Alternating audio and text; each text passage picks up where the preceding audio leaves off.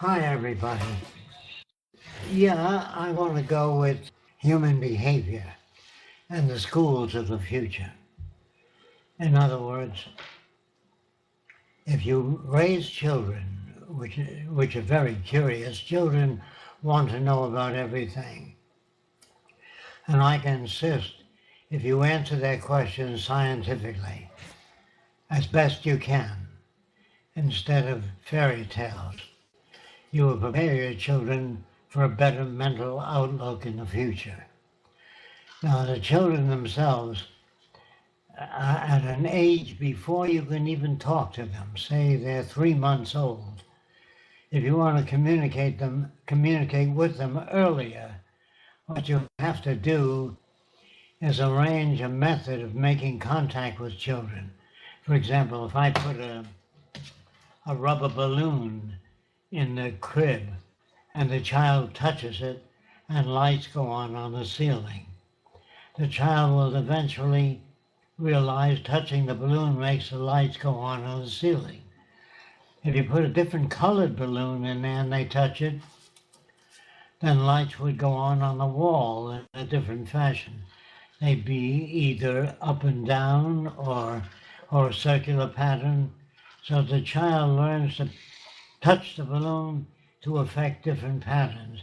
This is before language, before they speak language. So I would say that if you want to condition a child early to decipher whether they can see color or not, you can put different colored balloons in, and when they touch the different balloons, different things happen. There are other things you can do. You can take them for a walk and teach them about nature. You can teach them about how the continents were once joined together and they disengaged and you got continental drift. You don't need to read fairy tales. You don't need to join the Mickey Mouse Club. What you need to do is teach them the physical sciences as best you can. You tell them what continent means before you talk about continental drift. You talk about landmass. You talk about dumping waste material into the ocean and how it damages it. And you talk about genetic engineering. Children can understand much more than you think when they can talk. And you can tell them about those things. And children are curious about everything. And it's a very good idea to not talk to them in baby talk, but talk to them about reality. And give them responsibility when they're very early, very young. Give them responsibility in helping mommy with the dishes or helping daddy, but give them responsibility. Don't do everything for them. Ask them questions. In other words, what I used to do, I'd make a model of a house and I glue the doors on crooked and I put the windows in the wrong place. And my children would say to me, Daddy, the door is crooked. And I'd say, well, it looks all right to me. Then I'd say, well, will you try to straighten it out? And then they help and they straighten it out and they feel good about it. When they say, Daddy, will you draw a picture for me? Say, no, but I'll teach you how to draw. In other words, try not to solve too many problems for them. Try to get them to participate. And that's very important. If you don't understand the meaning of conditioning, it means whatever the child is exposed to in values. If daddy beats mommy, the child will pick that up. If daddy is patriotic, you'd be surprised what a child can hear and what a child does. But if you bring up a child with erroneous values, Mickey Mouse clubs, things like that, you damage the child. If you teach a child you're a Lutheran and you're proud of it, you must tell them that the Catholics believe what they believe and the Protestants believe what they believe, and that they're all subject and victims of culture or victims of environment. You teach them not to get mad at other children, if you can. You use the best method you know of. Say that they're just as sure as their views as you are of yours. And so when you begin to work with children, you begin to work with them teaching them things. The best thing you can teach them is an introduction to science. how scientists arrive at their decisions. They don't make decisions. Scientists arrive at decisions. If they take a piece of metal and they twist it, they give you the resistance to twist. When they compress it, they give you the metal's resistance to compression. When they pull on it, they give you the metal's resistance to tension. You have to teach them how scientists arrive at decisions and how politicians make decisions to win approval.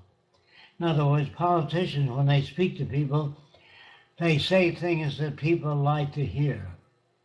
Whereas scientists, if everybody believed the earth is flat, the scientists show them the reasons why they've accepted the fact that the earth is round. They begin to demonstrate and show people. They don't cater to people. They don't say the earth is a little round and a little flat. You have to tell people things as they are. And you have to show them why you or how you come to those conclusions. When they say everyone has a right to their own opinion, tell them that you don't know what they mean by that. Does that mean that a man might say we'll never get to the moon? We don't need that. We need a person to say, I know nothing about rockets. I don't know anything about space. Therefore, I can't answer the question as to what I think man can get to the moon. When people learn to say, I don't know, which is very important, you can begin to communicate with people. When they begin to expound on all kinds of things without any experience, you have to point out in a nice way that you used to do the same thing until you learn more about the scientific method. The scientific method is to put your ideas to test to see if they work. That's mainly what has to be done. Now, if you have any questions about what I've talked about up to now, please write them down or communicate them so that I can answer them. Okay, the first question would be, how do you persuade someone of the importance of RBE without hurting their ego? And I guess that was answered in the past.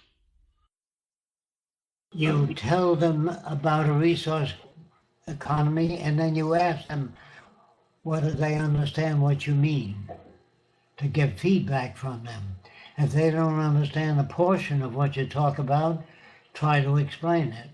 And try to explain why you accept that and why you don't feel that anybody's opinion is just as good as anybody else's opinion. Tell them why you accept the scientific method more than metaphysical approaches to problems. Because in metaphysical approaches, people use their emotions and their feelings. And the scientist cannot do that. He has to test objects and see whether they correspond with what he learned about them. If they get the same conclusions, it means, if they put it to test, of course, if they get the same conclusions, it means the notions that they read about are valid. This individual is asking, how would the people willing to resist violently be dealt with during the transition? Well, you have to reach them and show them that if you spank a child, long after he did something, he doesn't know why he was spanked. If you talk to a child and they don't understand you, try to make it relevant to them. Try to talk to them and see if they understand you. And if they say, yes, I do understand you, Daddy, ask them to tell you what they think you mean. That'll tell you what they know and whether they interpret your language correctly. Always ask a person, do you know what I mean by that? And the person says yes, say repeat it back just so we understand each other. Sven, are you talking about people who want to be violent for the change? I guess he's actually referring to those that are willing to resist and use violence for the resistance. You ask them whether violence really stops people from thinking. Does violence really teach anybody anything, or do they teach you when they disagree with you, you beat them up? Beating them up doesn't teach them anything. You have to teach them something you know that they don't know. If you fail to do that, violence will serve no purpose at all. Violence never serves a purpose except it builds resentment against you. Surely the level of vocabulary used with young children must be adapted to the age of the child's understanding. I don't mean to use baby talk, but to use a vocabulary they can understand. Do you agree with that? How would you tell a 5-year-old about landmass drift, for example? You make a model. You point to the earth. You point to continents. And you point to different things until they understand and can repeat back what you said to them. You check it out. You don't just talk to children. Always check it out. Say, do you know how I mean that? Can you tell it to me again, what I just told you? And if they do it accurately, they understand what you said. Right, the next one's asking, how do you make sure children respond to your teaching as intended? And I guess you just answered that with your last reply. So I go on to the next one. This is in regards to the cities. If you had too many people wanting to live in a specific city, how would the demand be prioritized? Actually, in the beginning, the planners move into the city.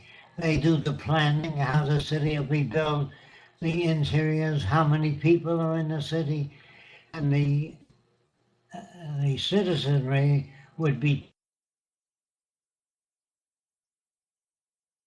18 months or a year and a half or 2 years to be able to build enough cities for all people to move into them. In the beginning, the planners will use the cities as a planning system to plan the first and second or third city. But the citizenry or the occupants, that it might take a year and a half before you can move in. In other words, during the transition, it will be slower. But once the cities are built, people will be educated to how to live in those cities and how to get the maximum out of those cities. How to go to the music centers, the art centers, where they're located. They learn all about the cities and their function. Then they make recommendations of what they'd like to see. And if the recommendations are valid, meaning if they prove attainable, of course we will use it. If people are not satisfied with the cities, they wouldn't want to live in them. So the final test of whether the cities meet people's needs is by people who live in them. So next question is about technocracy. So what is the difference between the Venus Project and Technocracy Incorporated and other technocratic organizations? Okay. When I was a member, that's all I can talk about, years ago, when I was a member, they had race on the application, and that is irrelevant. They had, when I asked about how come there were no blacks, they said let them start their own section. I said, how come there were no Orientals? They said Orientals cannot understand technology. Well, I disagreed with them and I resigned. I don't know what their views are today. If they accept Orientals and have no race or blacks on the application, then I would say the major difference is that they say they have a design for everything. I've never seen any of their design proposals except the continental hydrology, canals across the continent.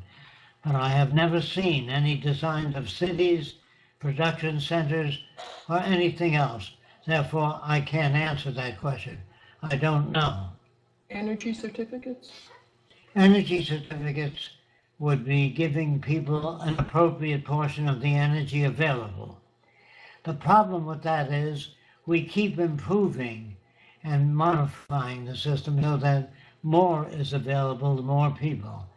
We would rather make things available to people directly, where they can access television, radio, communication systems just by the fact that they call the access center and tell them what they'd like to have installed in their place of residence. I have never seen anything, although they claim they have answers to many problems. I have never seen drawings of cities, designs of buildings, homes, transportation systems. All I heard is that we'll use more efficient transportation. That doesn't tell me anything. They don't have methodologies of teaching children creativity, or don't seem to have a good grasp of behaviorism within people, would you Yes, say as well? I would agree with that. So we got a question regarding the raise of children. So could you elaborate a little bit more about the effective way to raise children? Because that individual is referring to one of your lectures, and where you talk about teaching children how to count dots on a board without pointing at them. What is the purpose of this? I'm just repeating the question, so I'll just do it aloud. This person is referring to your example of dots on a board, understanding how many dots on the board. What's the significance of that? Oh, just training the brain to hold information. Sometimes you can see at a glance that there are 5 dots. You don't need to count them. 1, 2, 3, 4, 5. You can see 5 dots. And if you draw 5 dots in one place on the blackboard and 5 dots on the other place, the child doesn't need to count them. He can say there are 10 dots visible, 2 sets of 5. If you wish to improve their ability to understand or extract information rapidly, you have to prepare them for it. The dots only represent the method, one method of preparing them for certain types of information. If you put 3 colors on the board, say black, white, and yellow, the child can see that there are 3 colors on the board. How many colors do you see? Instead of counting them, he can say there are 3 colors on the board. And if there's 3,000 and 3,000, they don't need to count. They can say that's 6,000. In other words, if you use examples that are simplified on a blackboard or on some writing pad, and when they draw like a child, if they draw stick figures, say to them, does that person eat anything? They look like they're very skinny, and the child will add mass right away. But if you hang up the children's drawings, you will arrest them at that stage of development. If they draw a house too small and a man too big, ask them how the man gets in that small house. In other words, if they make a bad drawing, criticize the drawing so they understand it, then say to them, do you know what I mean? And they say, yes, tell me what you think I mean, just to make sure that they know what you're talking about. The next one is asking about the time you spent on that island in the tropics. First thing is, he wants to know the name of that place. The name of the place was a series of islands called Tuamotu. It's about 300 miles, I think, southeast of Tahiti. It's a long chain of islands with many different tribes. The time I spent there was several months. I don't know exactly how long. But then I left when the Germans occupied Paris. The territory belonged to the French, and I felt that German submarines might be coming to the islands, so I left. That's why I left. And maybe the reason you went there. I went there to see what people would be like if they weren't indoctrinated by our schools and our parents. For example, when I arrived, a lot of them were walking around naked. They were swimming naked ever since they were children, and they never had any peeping toms on the island. If boys and girls swim nude when they're very young, they don't look at one another, and there are no peeping toms, and there are no fetishes, because they look at the eyes of a girl when they talk to her. They don't study her body because it's been exposed. In other words, if you expose children to nudity when they're very young, you don't get any peeping toms and you don't get any fetishes. So I would say that in the future, boys and girls will swim nude. They'll go out in the sun when they're very young and walk around nude, and that'll do away with peeping toms. You won't have them anymore. If you don't deal with a problem, if you arrest a peeping tom, he is a victim of culture. You have to undo that by changing the way people behave. If you don't understand that, if boys and girls swim nude, no one collects pictures of nude women. No one looks at magazines of nude women. But they say that's the nature of man. It is not the nature. It's not true. Man reflects his culture. If the culture does not pay attention to certain body parts, if you cover it up, you make people curious. When the missionaries arrived on the islands, they tried to get the girls to wear T-shirts. And the girls had no idea of why they were wearing T-shirts when they went to church. So they cut 2 holes in the T-shirt because they were uncomfortable, so their breasts would hang out. And the missionaries did not understand that. Of course the missionaries don't understand a lot of things because they read a book of myths. They don't understand human behavior. They call it human nature. There's no such thing as human nature. There's only human behavior. And you pick up your behavior from your environment. If you're brought up in Germany, you speak German. If you're brought up in Australia, you speak Australian. If you're brought up in the deep south, you speak with a southern accent. If you're brought up in an uneducated region of the south, you might say, I'm going to get me an American African and beat him up. Well, where do you get that from? You get that from the environment. All racism, all patterns of behavior are picked up from the environment. Every word you use, all the facial expressions. Don't forget that in time, when you were very young, your mother said, this is a glass, that's a light, this is a plate, that's a spoon, over and over again, until you repeated those things. There appears to be no indication that a child inherits anything from the parents except the shape of the ears, the head, the nose, the color of the hair, the eyes. That's hereditary. But language, prejudice, bigotry, investment banking is all learned, and language is learned. No child born in England was ever born speaking English. They have to go to school to learn it. No matter how many years their generation was speaking Chinese, no baby was ever born in China speaking Chinese. They had to go to school to learn the language. Oh, I just want to mention, somebody made a comment. We had the tour here yesterday, and somebody made a comment and said, you know, they were very, very bright. They were valedictorians in school and had all sorts of awards, but they always were very unhappy. They knew there was something wrong in the culture, and they didn't understand, after listening to Jacques or reading about the Venus Project, they couldn't understand how they couldn't have put this together. You know, they thought it was so simple once you heard about it. But you can't really put this together unless you're exposed to these types of ideas in the culture, because this culture does not expose you to critical thinking or be able to put ideas within the social system together. They don't want you to do that, or they'd have a lot of trouble out there. So you really have to, in order for people to be able to think about these things, you have to introduce it to people. You have to put these ideas into people's heads before they can toss around and think about it and combine it in different ways. And that's a hard job, because a lot of times you approach people and you've read 25 books, you've listened to 32 lectures, and the people you're approaching, they haven't even read the first book.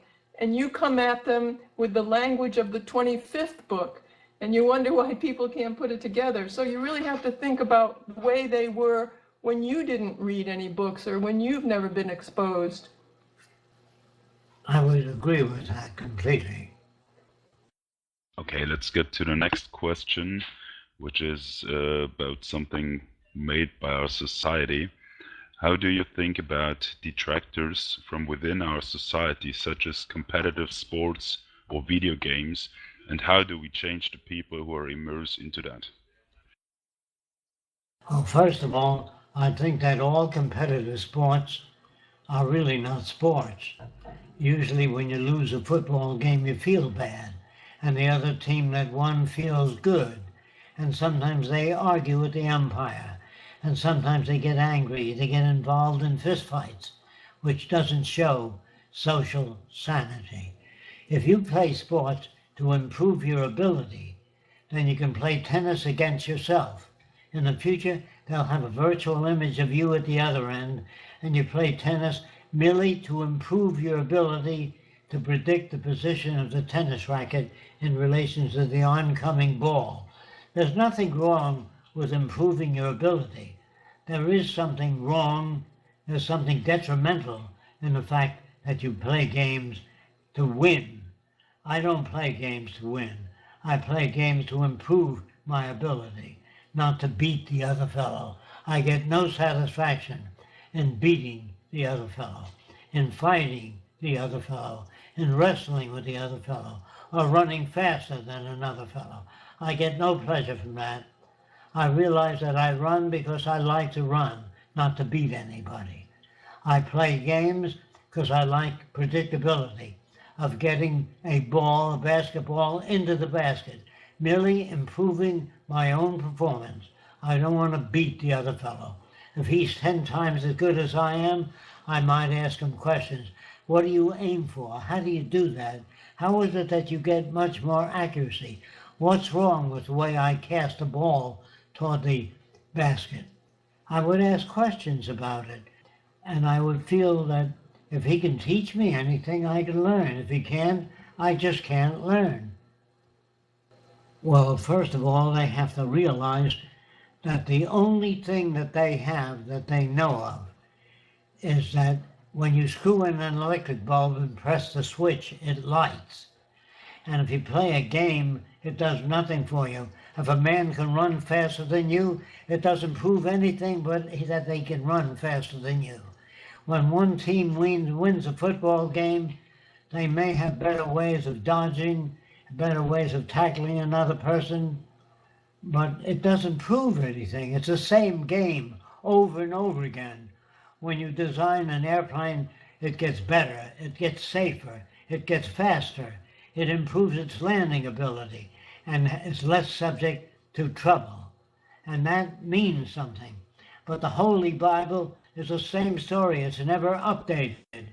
It's never updated in relation to what people really find out about human behavior. You can be trained to hate Filipinos, trained to hate Polacks, Swedes, anything else. You can teach people to hate other nations and go to war against them. But you can't do that in a sane society. In a sane society, you teach people that they reflect their culture.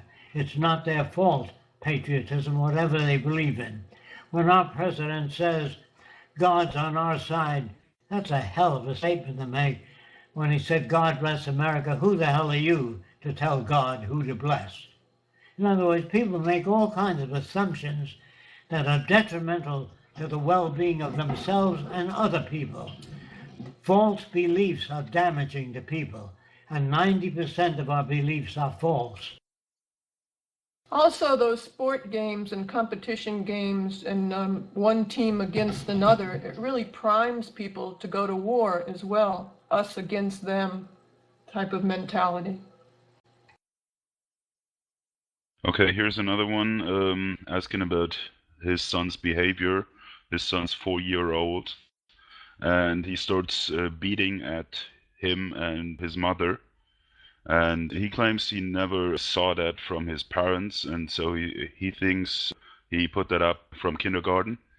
And now his question, is it really so important to bring children to the kindergarten if one or both parents can afford to stay and work at home? Well, if you're talking about today, I don't agree with today's methods of education, if that's what you want to know. In the future, children will be educated in groups, perhaps no larger than 20 children in a room. And when you educate the children, you use physical demonstrations, always examples, not just verbal. If you say the earth is round, you show them a round world. You show them a flat world, what people formerly believed in. You show them how primitive people made decisions just by asking one another, what do you think? What do you think? And show them the difference between people today. Instead of making decisions, show them how they arrive at decisions. For example, if you build a bridge, the engineer will ask you how many cars go over that bridge every day in order to determine the best structure. How do they know how many cars go over? They have a rubber tube in front of the bridge, and the cars go over that tube, and that automatically counts the amount of cars. Some people weigh the trucks and the tonnage of weight they carry, so they can tell the engineers what the maximum load is per day on that bridge. How many cars a day, say 75,000 cars a day go over that bridge. That requires a different structure than 10 cars a day. In other words, the more information you can gather, and you have to show children how scientists arrive at a decision. They do not make decisions, they arrive at them.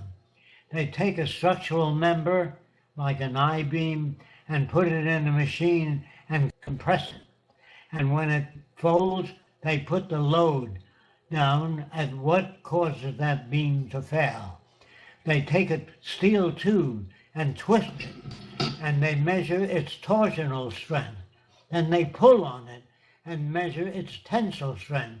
Then they compress it and measure its compression strength. You have to show children how to arrive at a decision rather than make a decision. Most of the people you talk to make decisions. They don't arrive at them because they're brought up to believe everyone should have a right to their own opinion. That's very dangerous.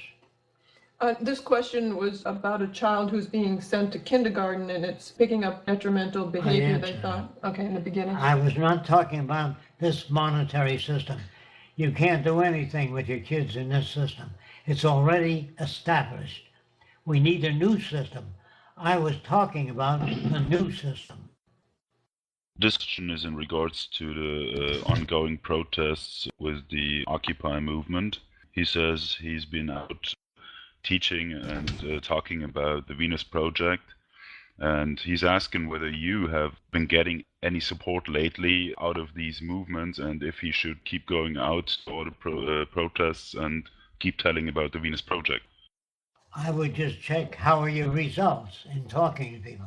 Do you get anywhere? Are you rejected? I can't answer that unless I talk to the individual.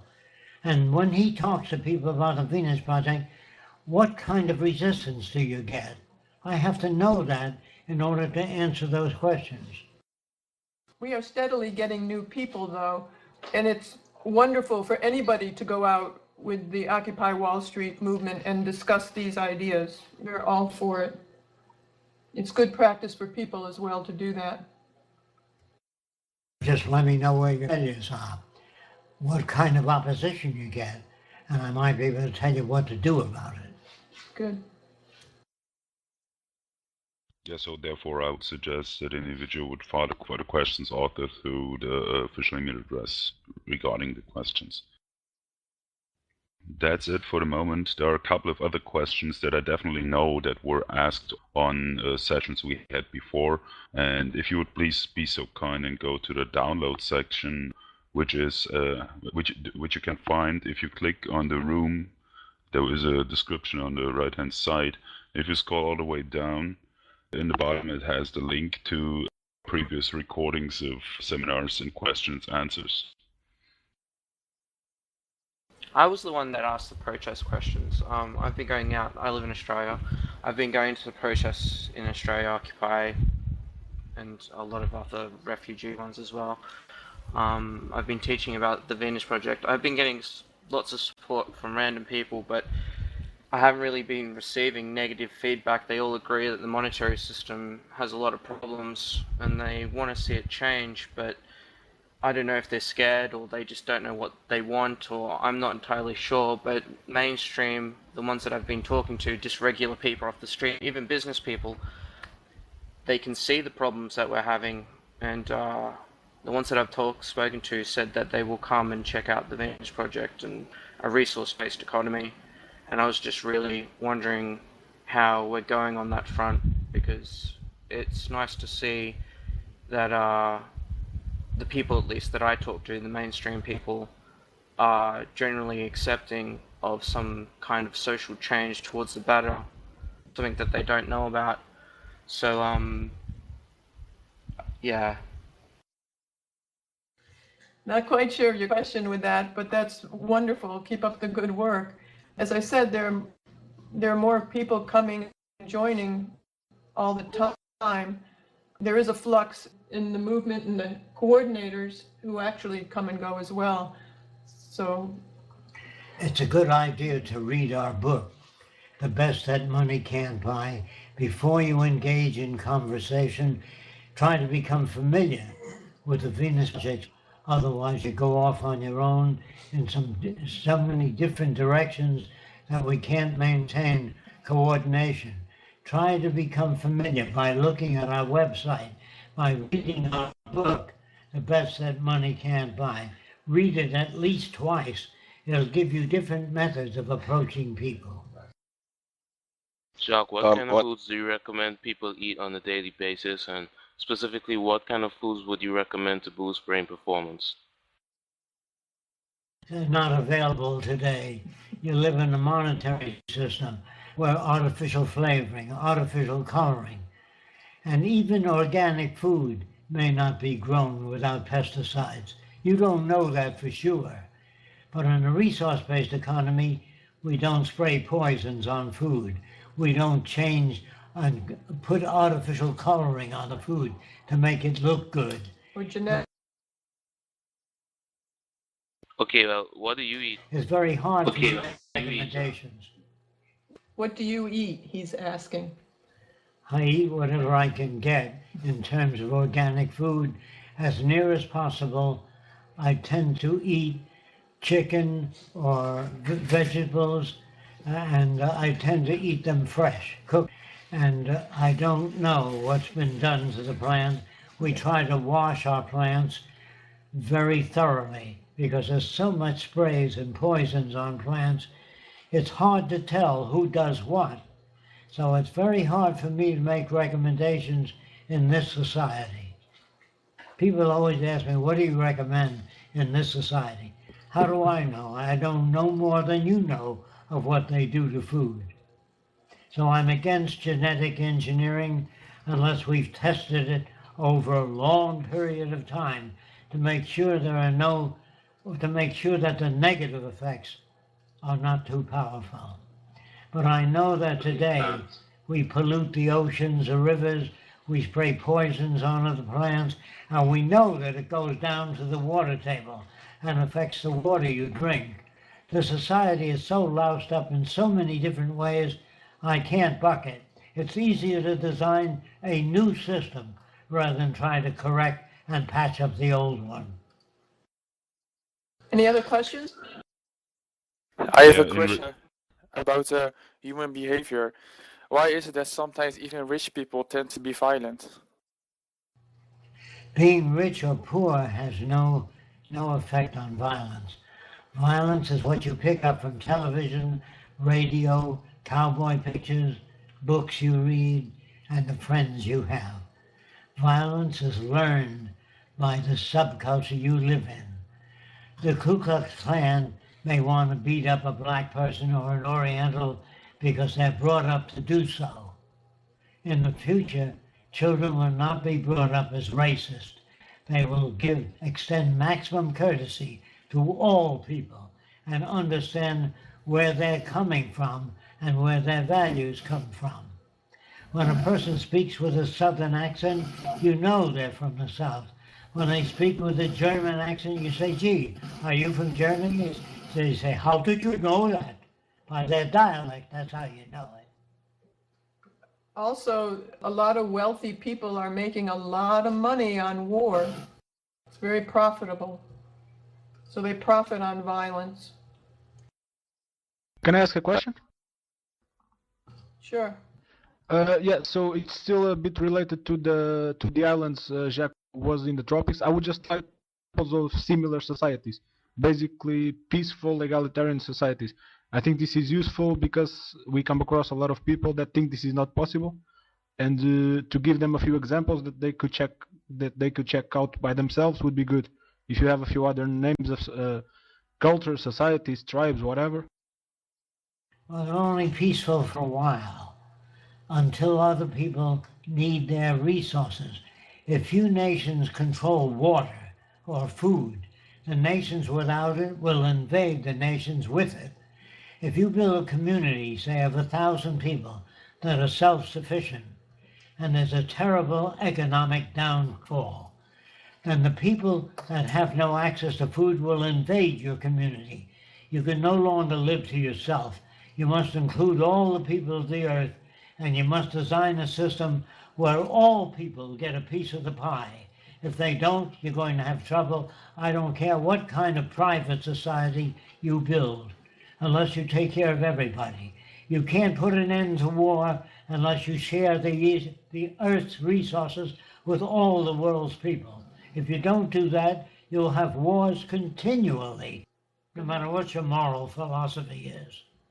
The people of the island where Jacques was at, didn't they used to take the young people when it started to get too many people and give them a boat and point to the sea so they'd find their own island?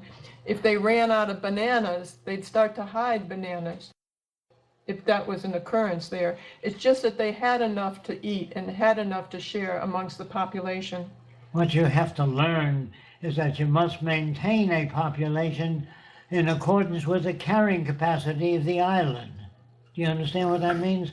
If your population exceeds what the island can support, you're going to have trouble. You're going to have arguments, people stealing food from other people.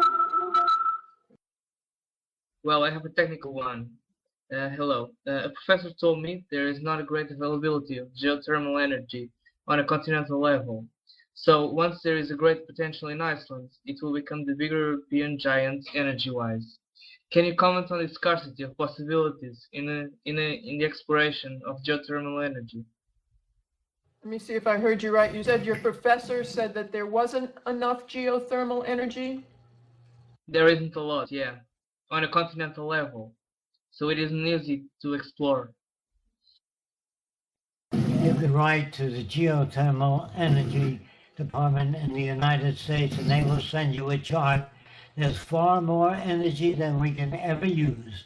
A lot of it's under the oceans called fumaroles, and it runs along the west coast all the way up through Alaska. There's a lot of geothermal untapped energy. There's wave energy. There's harnessing the Gulf Stream, building turbines under the water, collecting energy from the tides. There's so many different sources of energy that can fulfill our needs easily. He doesn't know what he's talking about. How can I inform religious people on a resource-based economy? How can he inform religious people on a resource-based economy? By talking to them about religion, telling them the origin of religion. People would like to believe, and they can't figure out how all of this came about. They have no idea what produces nature, animals, the sky, the clouds. So they invented stories. And the different stories, you can tell religious people, once people honestly believed there were 24 different gods. Some people believed in 4 gods. They had different concepts, and if God is one person, and you go into a land where people believe there are many gods, they're going to disagree with you if they're brought up that way. What you have to show them is how the earth is suspended in space, how the earth operates, how the sun enables plants to grow. You can't teach people that plants grow. They don't grow unless there's sunlight, nutrients in the soil, water, moisture, temperature. Of themselves, plants cannot grow. Neither can people. They must consume food. And when you eat meat, it's converted to human cells. When you eat vegetables, they're converted to human cells. All the stuff that you're made of is what you've been eating, and that stuff existed continuously. They say, how did all this begin? The word begin came from the Bible, in the beginning. Things do not necessarily begin.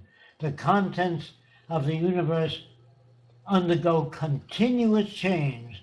The plants that existed 10,000 years ago are a little different today.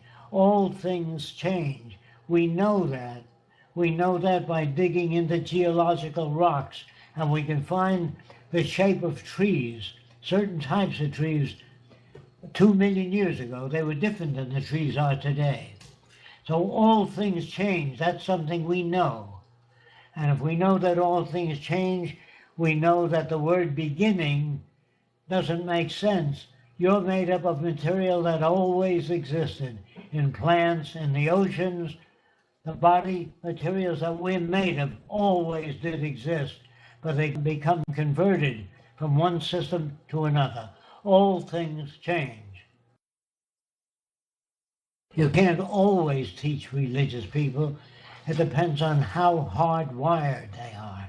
If the brain is all associated with the Seventh-day Adventist Church and teachings, it's very hard to break a pathway unless they're absolutely honest. I find that most religious people don't even know how to be honest, to say, I don't know where all this came from. I don't know what makes life. I don't know what makes cancer. That's being honest. When you say you have cancer because God is punishing you for the evil deeds you did, you're making that up. You don't know that because the Bible says don't judge other people unless you be judged. The Bible says don't kill. It doesn't say you can kill Wednesdays and Thursdays. The Bible says love your enemy. I've never met a Christian that is a person that behaved that way. I would like to encourage everyone to also listen at the various lectures and so on the Venus Project YouTube channel, because many of these subjects were already dealt with there, and I think that even in the last few uploaded videos there are many proposals of Jacques how to approach different people with different value systems and so on. I think this is very comprehensive library, so to say, and I would encourage everyone to listen to that too. You're talking about the YouTube, I think, because we're constantly putting new things up there, new lectures from Jacques on different topics.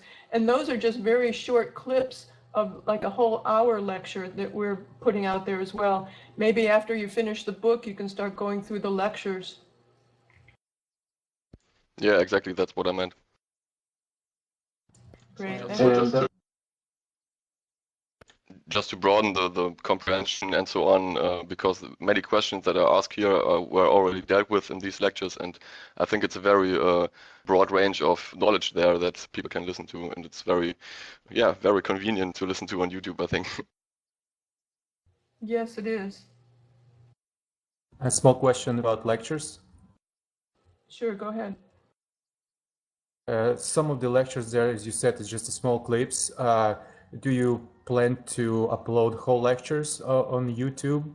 And for example, one of the lectures, Jacques talks about how people perceive primitive cultures more happier than more advanced technological cultures. Can he speak about that right now?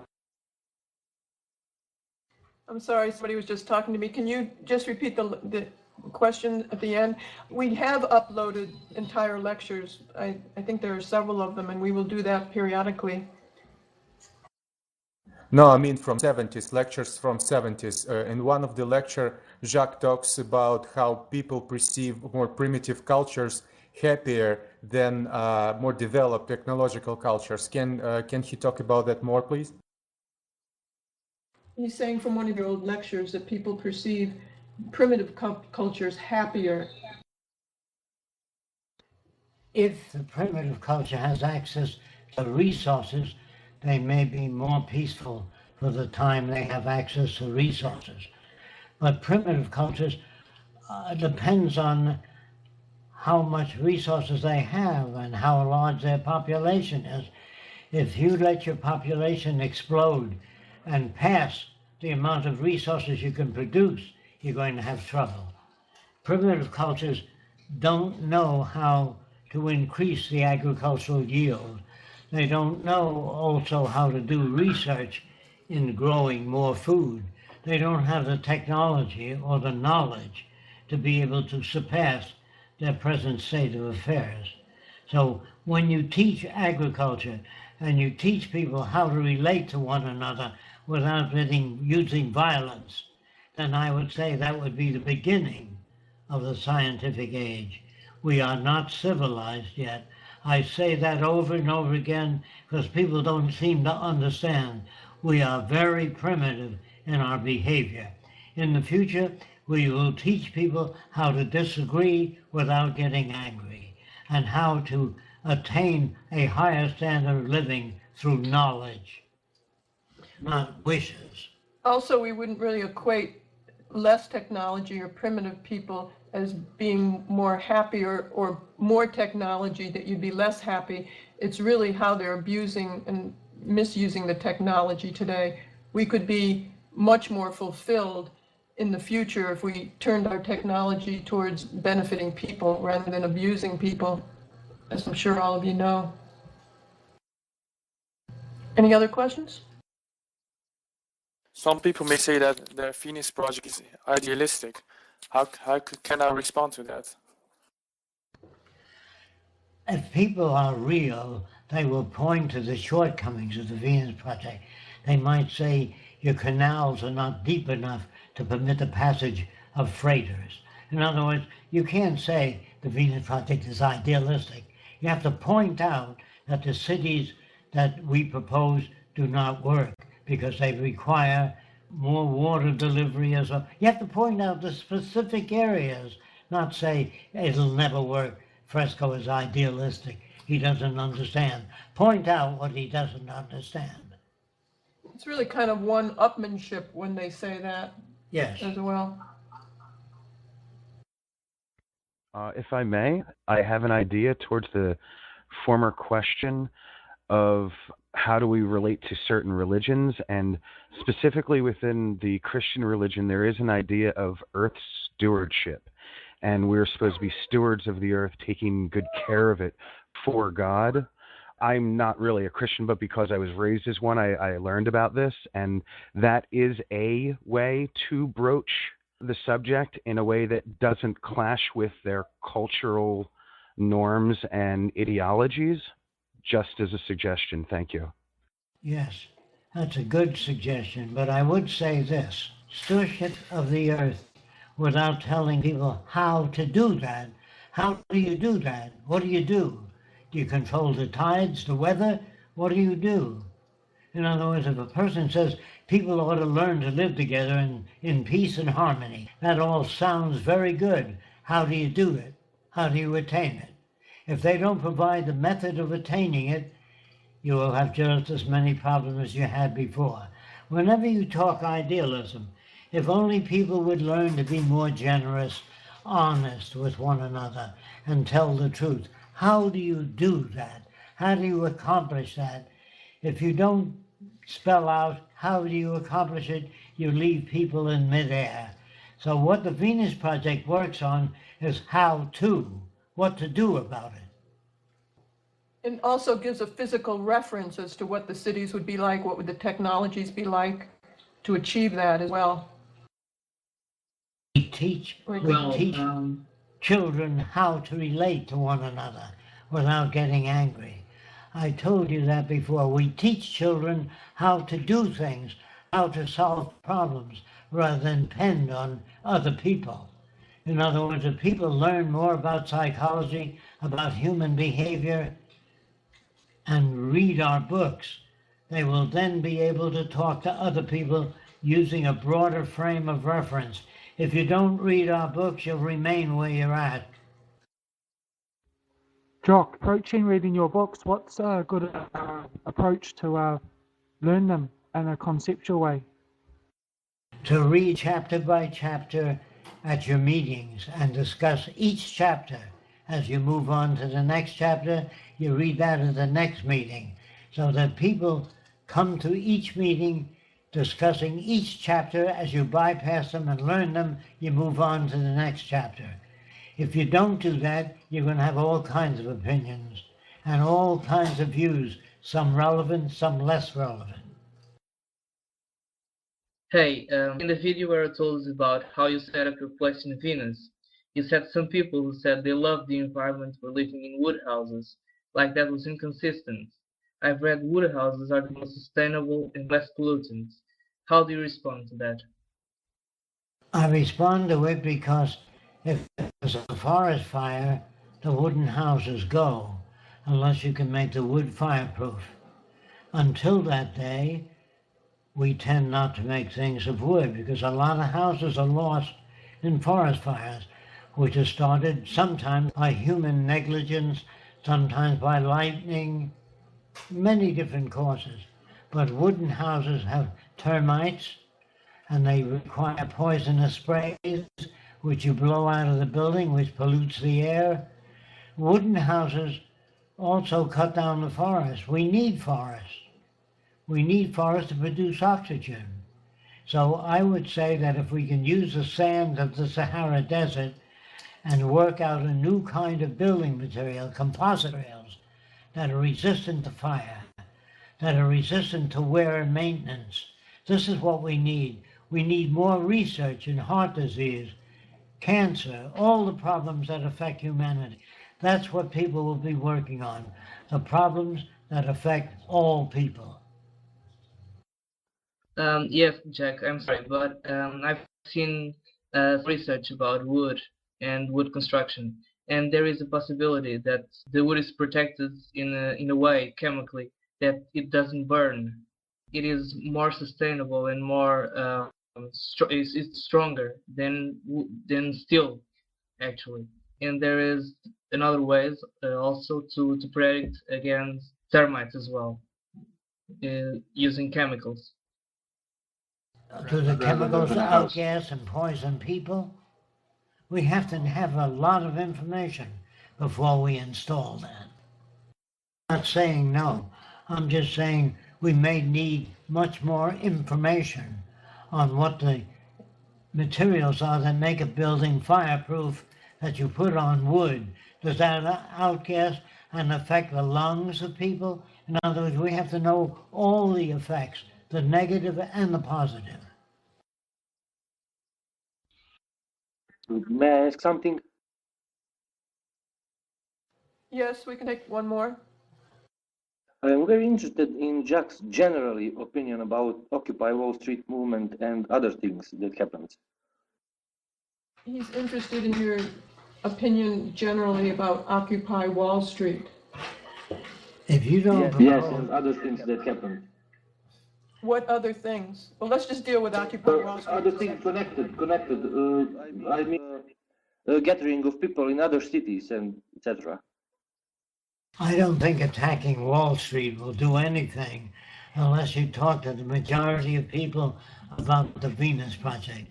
We're not interested in talking about the limitations of this system. What do you do about it? We have to have a different kind of society. If you don't want war, if you don't want poverty, unemployment, you have to rearrange social affairs in accordance with the teachings of the Venus Project. If you don't do that, you'll have the same problems no matter who you protest against. It seems like they're trying to patch up things within this system, trying to get more ethical leaders or a little bit more of the piece of the pie, but they don't seem to know where to put the blame or what the problem really is. And I think if more people go out there and introduce these ideas during the gatherings, it's great that they're annoyed enough to get out in the streets. If people can go out and talk about the Venus Project during that time, it would be very useful. Yes. I would actually recommend just going to one of the Occupies with a bunch of information like I did to Occupy Philadelphia. I had a really good time. I got on the people's mic.